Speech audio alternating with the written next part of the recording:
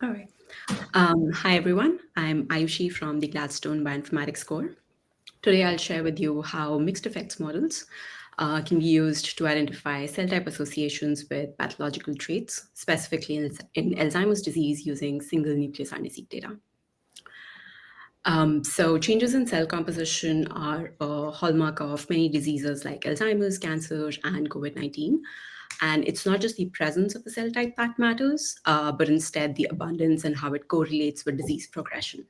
So, for example, in Alzheimer's, the hippocampus volume reduces as the pathology gets worse. So, we're looking for how cell type abundances can vary along these axes and tell us whether a patient is like how well those cell types are changing from healthy to severely affected patients. So, a major goal is to identify how these cell type abundances change with pathology at the tissue level using the single cell data. Now, the challenge there is that because single cell data represents a sampling of the cells from the tissue, we're trying to make that tissue level inference from these indirect observations.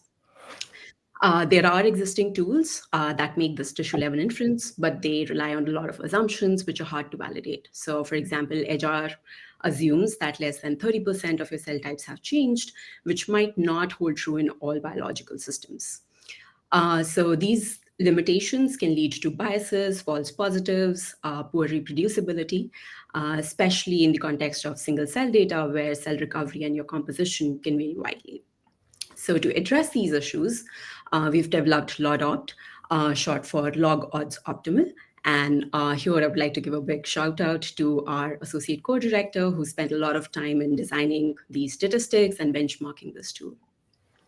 So what is LODOPT? So LODOPT is essentially a GLMM or generalized linear mixed effects model, which models the cell type composition. It models the odds of cell presence as a function of pathology while accounting for your animal level variation. A key innovation is how we normalize these counts. And so instead of using a fixed normalization, which can introduce bias, LODOPT estimates a sample and data-specific normalization factor, which is SI over here, using a data-driven optimization approach. Most importantly, it does not assume that your cell types might not have changed, and it makes it more flexible and realistic for disease modeling. We benchmarked LODOPT against 4 other popular methods using simulated data sets. Overall, though LODOPT is a bit slower than the others, but it outperforms all the other tools in terms of it has lower bias, it has fewer false positives, and it keeps the assumptions more biologically relevant. The performance is largely driven by the optimization-based normalization, which also makes it slower, but it better reflects the biological complexity.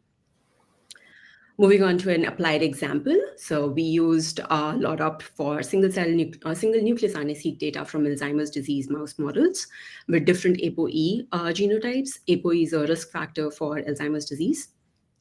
LODOPT identified clusters 7 and 18 in yellow and purple here. And these clusters were enriched in ApoE4 knock-in mice, which is the middle panel. And they were reduced when ApoE4 was removed from neurons in the SYN1-CRE model, that's the right panel. We also looked at the absolute proportions of cells, how they were changing. So here the box plot shows... Sorry, 1 minute left. Proportion of cells per sample across genotypes with log odds ratios and p-values generated by LODOPT.